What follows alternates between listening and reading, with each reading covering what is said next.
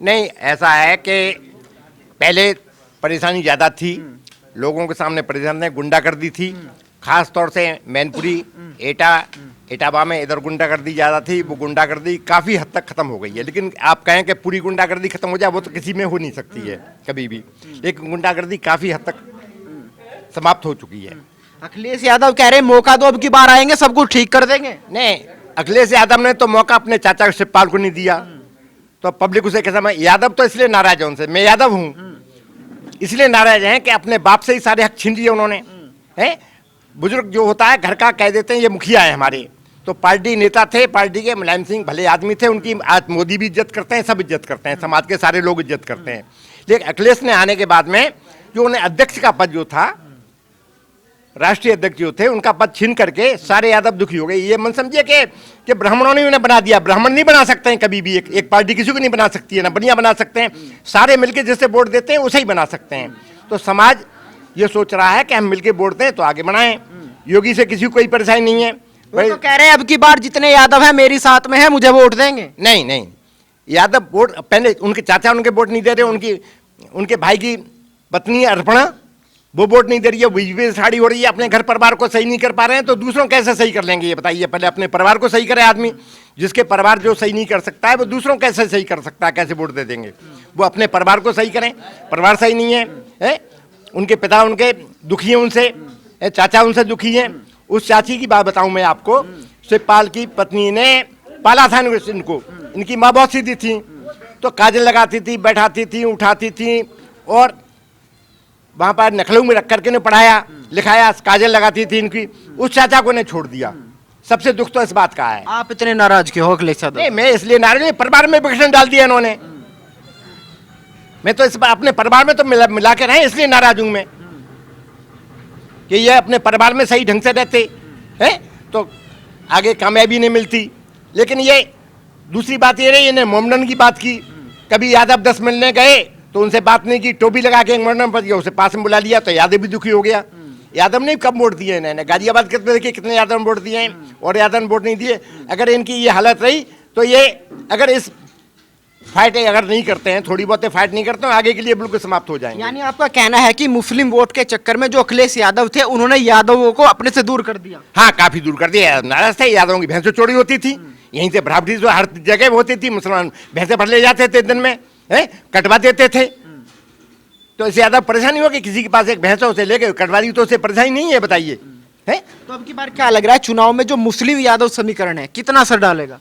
नहीं, मुस्लिम यादव के शरण के मतलब ऐसा है, दूसरे नंबर पर समाजवादी रहेगी, इसमें तो कोई शक नहीं है। वो तो कह रहे सरकार आएगी, मुख्यमंत्री बनेंगे। नहीं, ये तो बहुत मुश्किल है। वो तो 400 सीटें बता रहे हैं, आप तो 350 नहीं बता रहे। वो 4 से 3 सीटें छोड़ रखी हैं उन्होंने भाजपा के लिए, सारी पार्टियों के लिए।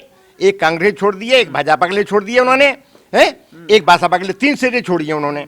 तो अब कौन से 3 आएंगे, उनसे पूछा जाए कि आपने 3 सीटें क्या छोड़ी हैं। एक झूठ बोलने की बात होती है, आदमी उतना ही बोलना चाहिए झूठ, है। 350 सीटें तो किसी की भी नहीं आ रही, भाजपा की भी 350 सीट नहीं आ रही। भाजपा का मेरी 350, हाँ भाजपा जीत रही है, जीत के कगार पे है, अच्छे काम करेगी, जीत जाएगी। मुद्दा क्या होगा चुनाव में वोट देने का? मुद्दा क्या होगा? मुद्दा ये होगा कि हमने लाइन ऑर्डर सही किया है। भाजपा ने जो लाइन ऑर्डर है वो अब कहीं हद तक सही कर दिया है। अराजकता खत्म हुई है, बेईमानी खत्म हुई है, गुंडागर्दी खत्म हुई है, कहीं भी कोई बहन बेटी डोलती रहे वो सही नहीं है। कुछ तो हैं ऐसे तत्व, वो तो खत्म कोई सी सरकार नहीं कर सकती उनको। लेकिन महंगाई को लेके बात हो रही है कि पेट्रोल 100 पार कर गया। नहीं, पेट्रोल 100 पार कर गया, ये महंगाई बढ़ी है, ये सड़कें कहाँ से बनती, पेट्रोल पार नहीं करता, ये सड़कों में इतना पैसा कहाँ से लगता है। महंगाई तो बढ़ रही है, महंगाई तो लोगों को अच्छी नहीं लग रही है। सही बात तो ये महंगाई, हम तो ये निवेदन करेंगे कि महंगाई थोड़ी घटाने की कोशिश करें। महंगाई कैसे घटे? अब देश आगे नहीं बढ़ेगा, देश आगे बढ़ना चाहिए, ये दूसरी समस्या ये भी है। लेकिन जो मोदी ने अंतर्राष्ट्रीय स्तर पर जो ख्याति प्राप्त की है उससे हर आदमी खुश है। एक आदमी इससे खुश है कि धारा 370 जो खत्म की है, इससे पब्लिक बहुत खुश है। ये धारा 370 ऐसी थी कि इस धारा के अंतर्गत आने का हम कश्मीर नहीं जा सकते। एक बात और थी, मैं आपको बताऊं कि कश्मीर में की लड़की से शादी हिंदुस्तान को कोई करता है तो उसकी नागरिकता खत्म कर दी जाती थी, उस लड़की की नागरिकता खत्म। और मुस्लिम पाकिस्तान को की शादी कर लेता तो उस पाकिस्तान को भी नागरिकता दे दी जाती थी। ये कहाँ का आ गया?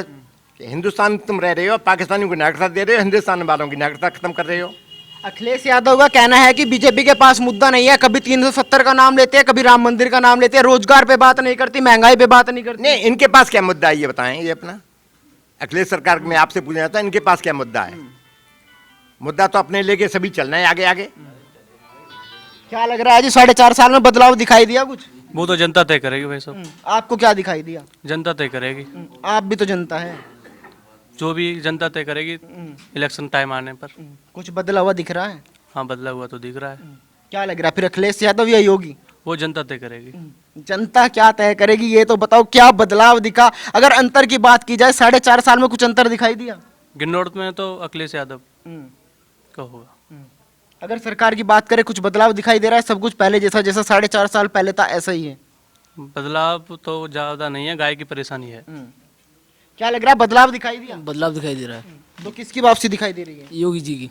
अखिलेश से क्या दिक्कत है? अखिलेश से ये दिक्कत है हमें कि मुसलमानों के सामने बोल नहीं सकते, मुसलमान लोग हमें दबाते हैं। अगले योगी सरकार में हम खुला घूमते हैं, कहीं पे भी कोई कुछ नहीं कह सकता हमसे। योगी जी आ रहे हैं भाई वो तो इसमें। कहते हैं कि हिंदू मुस्लिम भाई भाई, जो भाजपा है वो हिंदू मुस्लिम करा रही है। नहीं नहीं, ऐसा कुछ नहीं है। योगी जी की सरकार में हम खुला जी रहे हैं और उसमें नहीं जी पाएंगे। अखिलेश की सरकार, अखिलेश की सरकार में मुसलमान की सरकार है वो, उसमें कुछ नहीं कह पाएंगे। 22 में योगी जी आ रहे हैं, बस इतना ही कहना चाहूँगा। क्या नाम हो गया ताऊ जी? मेरा नाम कमलाकर शर्मा। तो बाल भी सफेद हो चुके, सरकार बहुत देख ली होगी, अंतर क्या दिखाई दिया? 55 साल से बीजेपी में, 55 साल बीजेपी जीतेगी और विकास किया है उन्होंने काफी। पहले जो है लूट लेते थे, गाँव से निकल गई। अब जो आजकल कहीं चले जाओ रात के 12 बजे कोई बोलने वाला नहीं, चेक नहीं कर सकता, धी बेटी कोई निकलो कहीं जाओ। पहले जो छेड़खानी करते थे रास्ते में वो भी कुछ नहीं है। बहुत विकास किया है बीजेपी ने। बदलाव दिख रहा है जी कुछ? हाँ, विकास दिखाई दे रहा है, कितना दिखाई दे रहा है? काफ़ी दिखाई दे रहा है। हर चीज़ का विकास दिख रहा है, कौन सी चीज़ नहीं दिख रही। राशन खूब मिल रहा है और साथ तुम्हारी की सम्मान निधि योजना के पैसे भी मिल रहे हैं और कोई दलाली नहीं है, कुछ नहीं, डायरेक्ट सब खाते में आ रहा है, सब बात से सम्मान मिल रहा है। अच्छा, जिस तरीके से किसान आंदोलन भी चल रहा है, अगर बात की जाए किसान आंदोलन की, तो चुनाव पे कितना असर होगा?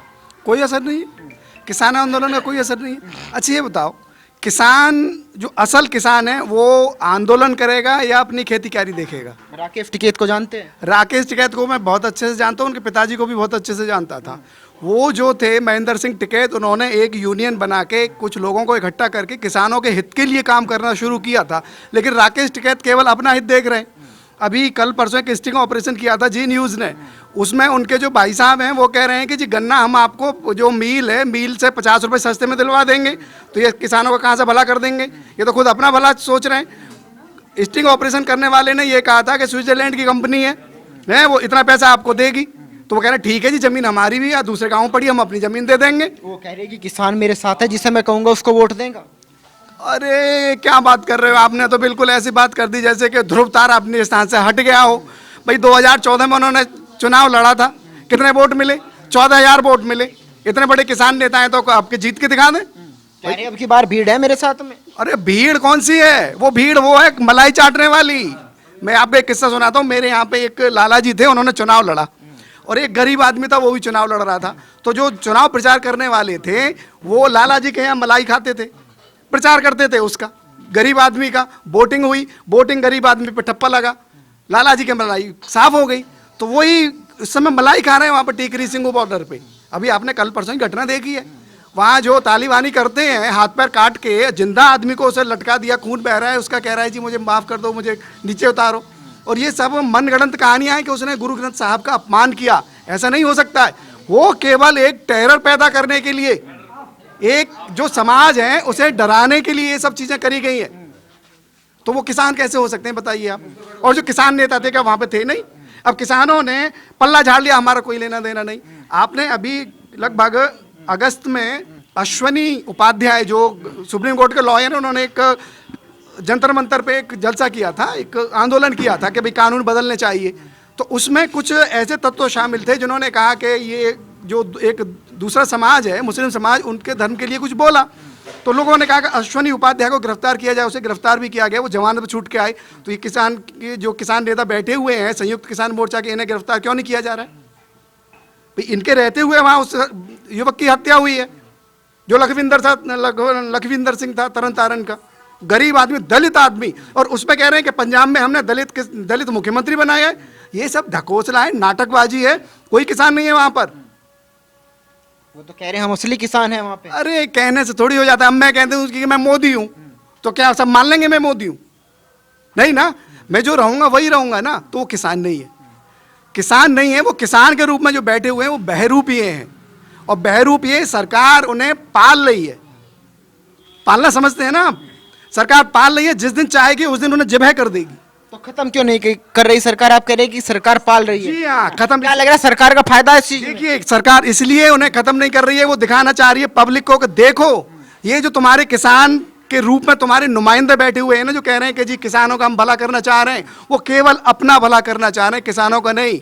वहाँ आतंक, वहाँ खालिस्तान जिंदाबाद के नारे लगाए जाते हैं, भिंडरावाला की तस्वीरें वहाँ पर लगी हुई हैं। तो कौन किसान चाहेगा कि भिंडरावाला, कौन किसान जानता है भिंडरावाला को केवल खालिस्तान के अलावा?